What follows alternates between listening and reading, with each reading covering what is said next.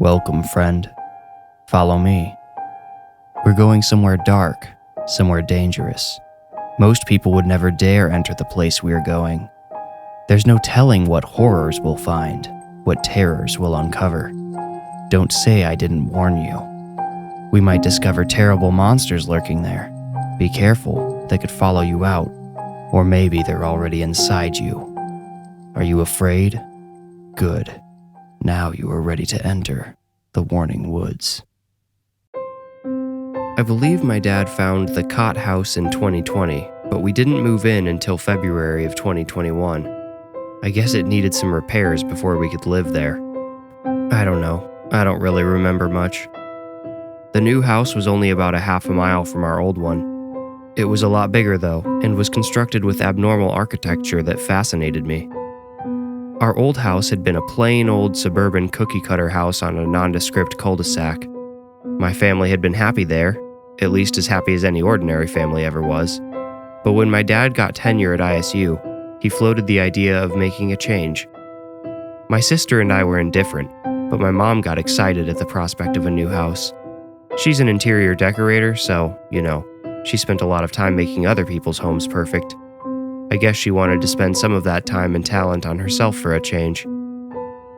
Our new house was positioned in the middle of a curve in the road, so the nearest houses were kind of spread out at angles. It had a wide front yard that went straight up to the street. Most of the yard was pinned with old oaks, but a nice open patch had been cleared right around the house. The backyard, if you want to call it that, was just a muddy slope. The house had been built right on top of a small valley. The trees growing up from the slope were all sort of bent and misshapen, probably due to the subtle adjustments they'd had to make as the slope shifted through the years. I asked my dad once if that concerned him at all. He said, "Son, this house is nearly as old as some of those trees, and it hasn't moved an inch in that time. They built the foundation right into the hill. The house won't go anywhere." The house itself had a log cabin aesthetic in the front, sort of like a lodge at a scout camp. It looked like it belonged amongst those old trees, like it had always been there, or maybe like the woods had saved a spot for it throughout the centuries before its construction. The cabin look was just a mask though. If you walked around the back, the entire vibe shifted to straight up futuristic. The majority of the house was constructed from what can only be described as concrete blocks, giant cubes that had been pushed and stacked together, then hollowed out to create rooms and hallways. I know that's not actually how they built the house, but it's just what it looked like. I loved it. The house was just different, like me. It was unconventional, but not ugly. It was precarious, but safe. Standing outside it, I could imagine a whole future in that house. Someday my parents would pass on and leave it to me. I would live there with my girlfriend, although we'd probably be married if she was into that, and I'd work on my art. The house looked like the kind of place a reclusive artist would live. It was inspiring. But then I went inside. Whether due to the trees, the concrete, the position in the valley, or a combination of all these factors, the house was always dark inside. White fluorescent bulbs had been installed in all the fixtures before we moved in, and they helped, but they also gave off a sterile sort of vibe. They made the house feel like a morgue. But when we replaced the white bulbs with more standard yellow ones, the shadows all got a little darker, and the mood became more, moody. My parents didn't seem bothered by the darkness, but my sister Scarlett certainly did. One Saturday afternoon while my parents were at the country club, Scarlett came out of her room and approached me. She was, it was a little over a year ago, 18, just getting ready to graduate high school. Anyway, she came out of her room and found me in mine. She asked, "Does the sun ever come through your bedroom window?" I thought about it and said, "No, but that makes sense." "Why?" she asked. "Well, our windows both face south and both look out into the woods. The sun goes from east to west, so it never shines directly in, and the trees block out most of the light coming from above the house, even without leaves. So yeah, it makes sense. It'll probably get even darker in the spring." "It's already too dark," she said bluntly. "Doesn't it bother you? How do you draw in here without any light?" I looked at her disdainfully. She drew back a little abashed. I said, "I turn on the light," and pointed to the fixture in my ceiling. Then I pointed to the lamp on my desk, which was illuminating a blank page in front of me. Scarlett searched my room with her eyes. She scanned every wall, each corner, taking it all in. She pulled her jaw to one side, her tight lips turning white, and put her hands on her hips. "My room never gets this bright," she said, "even with the lights on." "Scar, that doesn't make any sense," I replied. "We have the same lights. All the light bulbs came from the same box." "Maybe I got a faulty one," she said. "Well, why don't you go get some more?" I suggested, mostly just to get her out of my room so I could work. "Yeah, I'll try that," Scarlett said, finally turning around. But she stopped in the doorway. "Come with me?" she asked. "Why?" I asked back. "Because I want someone else to see this. Like, if the new bulbs don't fix it, I want you to see what I mean about my room. It's like I put on invisible sunglasses every time I go in there, or like it has a high contrast filter." "I hate to tell you this, but the real world doesn't have filters," I said. Scarlett groaned. "You know what I mean, you turd. Just come with me, you'll see." Now, I'll admit I only went with Scarlett that afternoon because I wanted to gloat. I wanted to call out her paranoia, then get back to my art unbothered. I told her to go get the box of light bulbs from the closet outside of the kitchen while I went to check out her room for myself. Our rooms were side by side, but in different blocks. There was open air between them where they jutted out from the back of the house. The hallway was lined with a huge window looking out over the valley into the trees. You could actually see the outer walls of both of our rooms protruding on either side of the glass. I opened Scarlett's bedroom door and peered in. With the lights off, it didn't look any dimmer than my room. As I had explained to her, the sun was blocked from her southern window by the trees. I flipped on her light switch. The 2 bulbs in the ceiling fixture flickered on, and a third in her corner lamp lit up as well. I had to rub my eyes to make sure my vision was clear. At least at a first glance, Scarlett was right. Her room stayed terribly dark. It seemed like something in the air was absorbing the light before it could touch anything else, like a black hole. And all the bulbs appeared to my naked eye to be glowing just as bright as the ones in my room. The room had shadows inside it that didn't make any sense. The inhabited spaces the lights should have banished them from. Scarlett walked up behind me with the box of light bulbs. My expression must have made my feelings evident, because when I turned around, her face fell. "Do you see what I mean?" she asked. I nodded as I turned back toward her dark room. "It is kinda weird.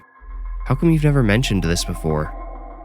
"Well, this is gonna sound really strange, but it seems like it's getting worse.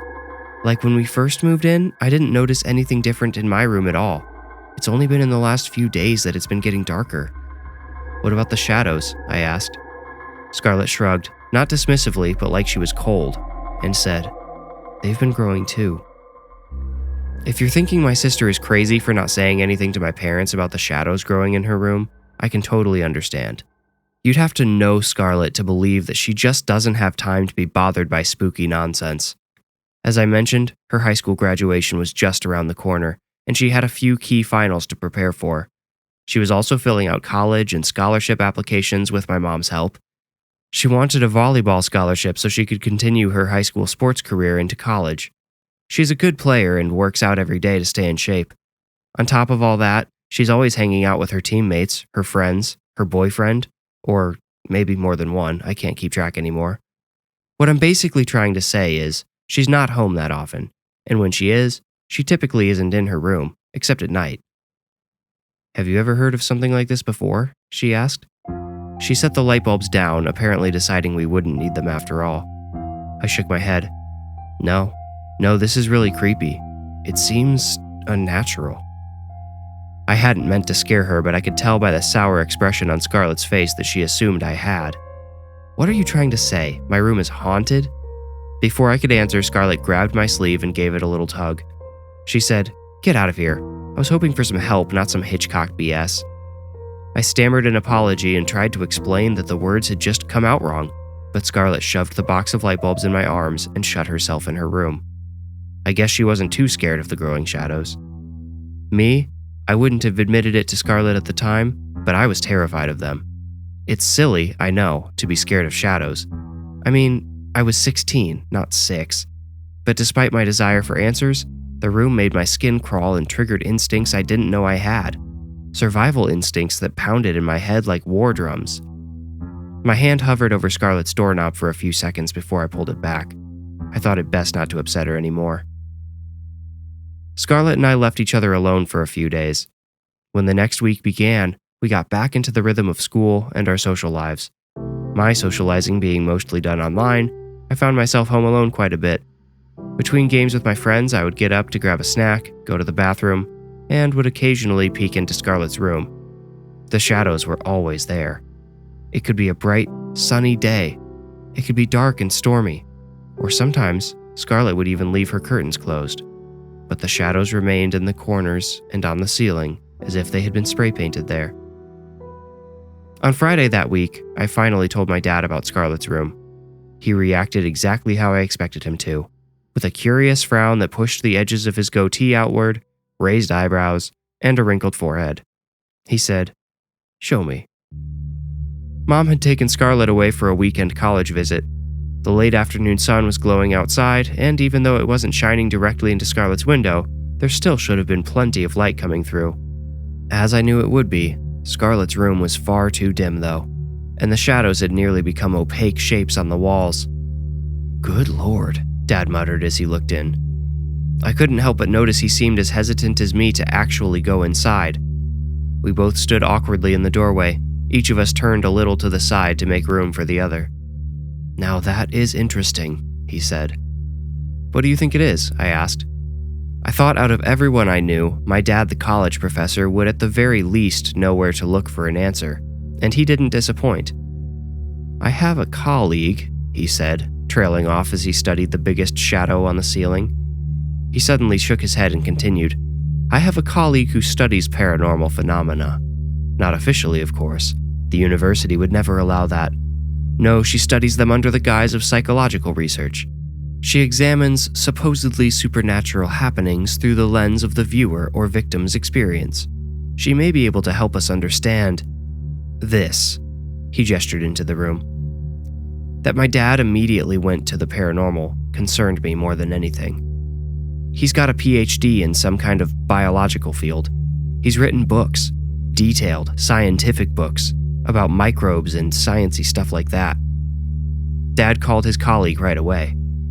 Her name was Gabby Pons, introduced to me as Professor Pons when she arrived at our house that evening. "A pleasure to meet you.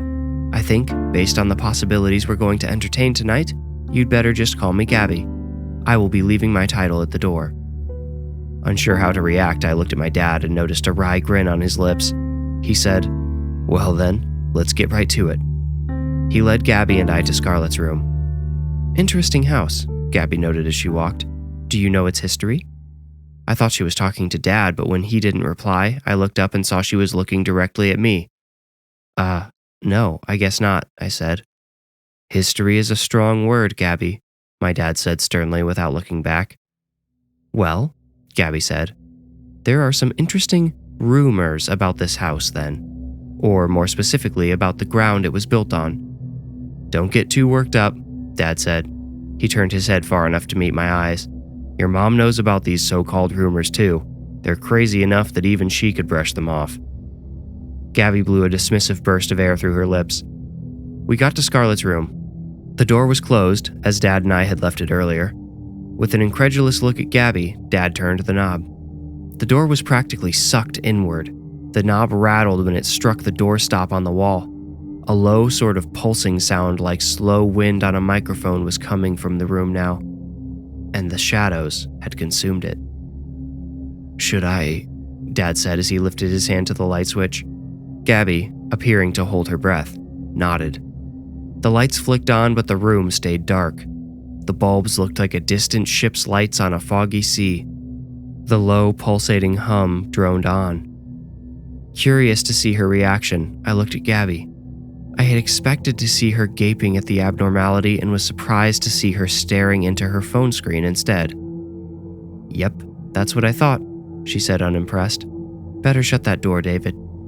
Dad looked skeptical but quickly turned off the lights and closed the door anyway. "I can't wait to hear this," he muttered. He was putting on an act. I knew he had brought Gabby to the house specifically to hear her paranormal theories. Gabby held out her phone so Dad and I could see it. It displayed a calendar. I remained confused until Gabby spoke again. "The full moon is tomorrow night. The first full moon since you moved here, I'm guessing." Dad took a moment to think, then said, "Yes, I suppose it is." Gabby's lips pursed as she thought for a moment. Then she said, "Let's continue this conversation in the living room. I don't want to be near this." Dad led us all into the living room. I felt cocky as we walked away from the room and asked, "What are you going to tell us, Professor? That if our cat dies, we shouldn't bury it here or it'll come back evil?" I felt delighted when Gabby actually laughed. "Oh no, this is no Indian burial ground, but the truth will sound straight out of a Stephen King story." "I hope it's more akin to Shawshank than The Shining," Dad said with a strange sort of serious laugh at the end. We completed the rest of the short walk in silence, and soon we were making ourselves comfortable in the living room. Dad lit a fire, which made me feel like we were about to hear a spooky campfire story. "You alluded to some knowledge about this house's history, David," Gabby began. Dad said, "I believe I implied the title of history is too grand for the stories I've heard about this place." "Well, at the very least, I assume you're familiar with the name Godfrey Cot," Gabby said. Dad grunted and shot a sideways glance at me. "Remember, your mother already knows about this," he said, in a tone that made me feel like I was already in trouble for something I hadn't done yet. I didn't believe him for a second. Gabby rolled her eyes and dove into the story of Godfrey Cot. "He arrived here at this very spot in 1897. He purchased this land, to include many of your current neighbors' plots, from the governor shortly thereafter. I will acknowledge the flavor of rumor in this particular part of the story, David. Many speculate that the governor actually hired Cot to come here and gave him the land as payment for services rendered." "What services?" I asked. The way Gabby talked was so posh and odd. I wasn't always sure what she was saying and wanted to be certain I hadn't missed a crucial part of the story. Gabby smiled mischievously. "Godfrey Cot," she said with a dramatic pause, "was something of a paranormal enthusiast, which was quite rare in those days, at least in the public eye. If he were alive today, he would likely have a reality show like Ghost Adventures, although I'm certain it would have a far more serious tone. Cot was a well-educated and meticulous man. He didn't simply show up with a Ouija board and ask the spirits to tell him what they wanted. He studied the land. He applied the scientific method. Although he himself claimed to be a believer in psychic phenomena, he had a reputation for disproving such events by uncovering their purely physical causes." Wait, I said. "I'm sorry, but I'm lost. What did this guy do exactly?" Dad spoke up. "He examined claims of ghosts and spirits to find out if they were authentic, and most often proved they were not." I gave Dad a thumbs up and turned back to Gabby. She smiled briefly and carried on. "There are documented claims of paranormal happenings in this area from the 19th century. I've seen articles in newspapers, letters, etc. People claimed that an unnatural darkness came over the town near the full moon when the nights should have been brightest. One writer described the darkness as a shroud which would become thicker as the moon grew fuller. Whether he was hired or not, Cot took it upon himself to uncover the root cause of this shroud. I wish I had my own copy of his diary. He detailed his process and findings in great detail. However, I'm quite familiar with it, so I will do my best to recall the important bits from memory. Remember, son, the best science is conducted in a controlled environment by a team, not by one man alone in the wild," Dad reminded me. I gave him another thumbs up so he would shut up and let Gabby speak. True or not, her story had gripped me. Cot used a relatively new device called an astrometer, now known as a photometer, to measure the light, or rather the darkness, each evening. He devised a very creative method in order to use the device, which was normally implemented to measure the brightness of stars. He placed a stool with a lamp across an open plane from the astrometer each night and measured the lamp's brightness. Sure enough, he found that as the moon became fuller, the nights became darker. Obviously, this did not make sense. Cot set about finding the epicenter of this phenomenon, using his method to learn where the night was darkest. "Let me guess," I said, unable to help myself. "He found it and built a house on it. This house." Gabby looked at my dad and said, "He's sharp, David. You must be proud." Dad didn't reply, so she continued. "You are correct. Mr. Cot explored until he determined this exact location as the epicenter of the darkness, although what he described seeing here is likely what caused the rest of his research to be discredited." "What did he see?" I asked.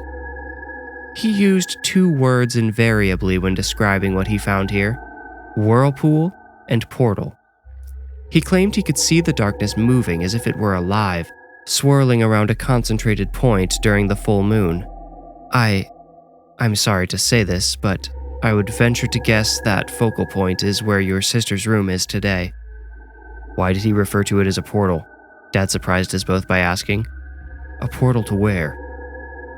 "As a scientist, I will not speculate as to where the portal led," Gabby said more seriously than before. Not even Godfrey Cot would offer an opinion on that particular detail.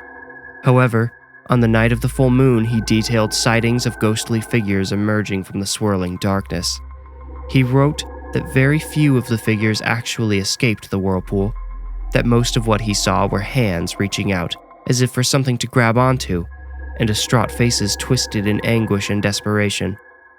"Well, that's just crazy talk," I said. "I mean, whatever's going on in Scarlett's room is weird, but neither of us have seen any hands or faces, and it hasn't been swirling like a whirlpool." "These observations were made on the night of a full moon," Gabby quickly reminded me. "And not just once, but on 3 separate occasions. As your father confirmed earlier, tomorrow will be the first full moon night you experience in this house." "So you think a portal to hell will open in my daughter's room tomorrow night?" The realtor failed to mention that possibility, Dad said, sounding almost angry. "First of all, I said I would not speculate as to where the other end of the portal opens," Gabby corrected. "Second, I'm not sure I believe all of Cot's claims, but it might be best to keep your daughter out of that room until the full moon passes." "Good thing she's out of town," I said, then asked, "So why did that guy build a house on top of the portal if he was so afraid of it?" "Well," Gabby said, "if you'll notice, the rest of the town hasn't been growing unnaturally dark, has it?" "No, I guess not," I said. I hadn't really been paying attention, but figured I would have noticed if it had been. Godfrey Cot's last entry said he was going to build a structure to contain the portal and, hopefully, keep the spirits who escaped its pull from getting out into the world. I guess we can assume you are living in that very container." Dad scoffed. I went cold. Gabby eyed us both with a suspicious hint of glee. "The good news," she continued, "is that the portal seems to specifically be contained to Scarlett's room. I imagine if you keep that room locked up tomorrow, you won't have any problems." "Will you come here? Tomorrow?" Dad asked. I was surprised to hear a needy tone in his voice, like a child asking his mother to stay nearby in an unfamiliar place. Gabby smiled.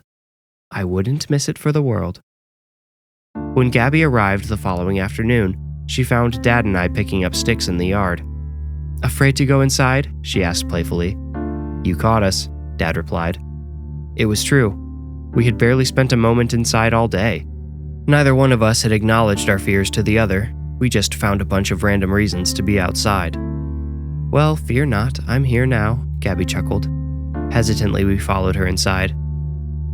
Dad made us all dinner, and after we ate, he made cocktails for Gabby and himself and some tea for me.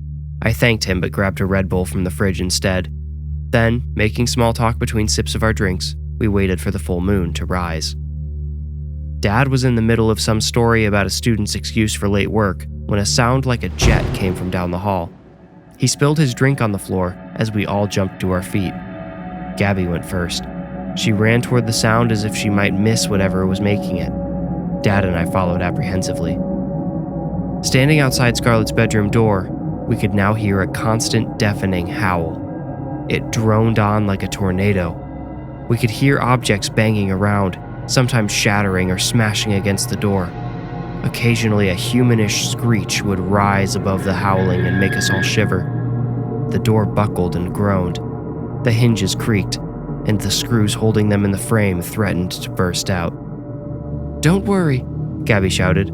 "This door must have kept the portal contained for decades before you all moved in." Dad looked like he was about to be sick as he yelled, "No, it hasn't. When I bought the house, there was a heavy metal door like you might see on a ship, with the wheel and everything. I thought this room could be just another bedroom and had the door replaced with what I thought was a more sensible one." Gabby looked at him as if he were a ghost himself. Then she looked at the door.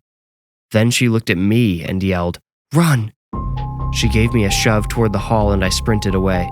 My dad was right behind me as we ran straight out the front door and into the yard. When we finally stopped running, we simultaneously realized Gabby hadn't followed us. "Stay here," Dad commanded, but I grabbed his shirt before he could leave me. "No, Dad," I begged. "Don't go back in there. You don't know what's going to happen." "Neither does Gabby," Dad fired back. We looked into each other's eyes and I watched him realize Gabby had made her own choice. She didn't know what was going to happen, but she was going to find out even if it killed her. "She's dedicated so much of her life to studying this kind of thing," Dad said with a hint of defeat in his voice. Of course she would stay to see it herself.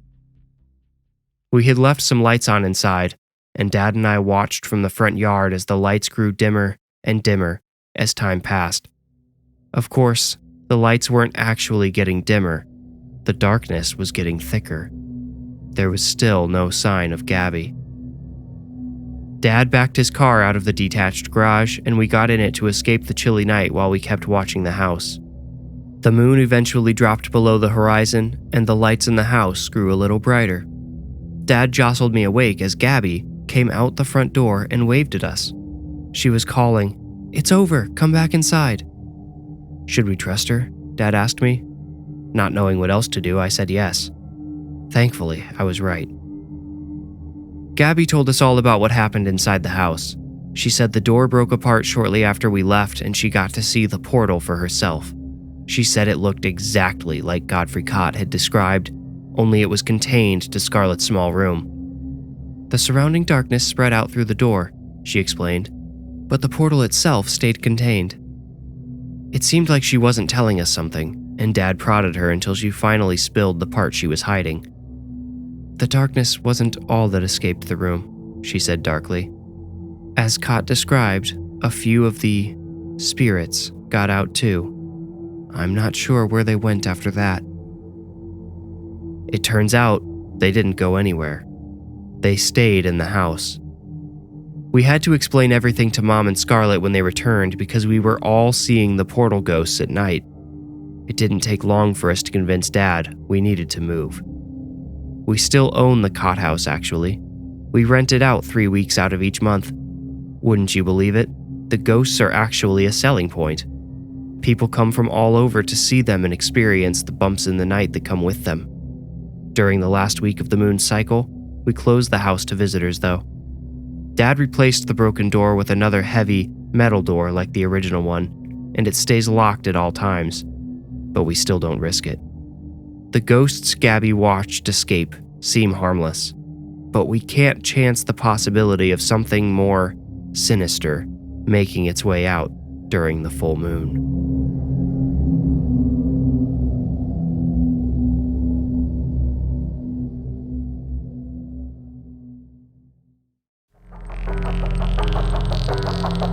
You made it out.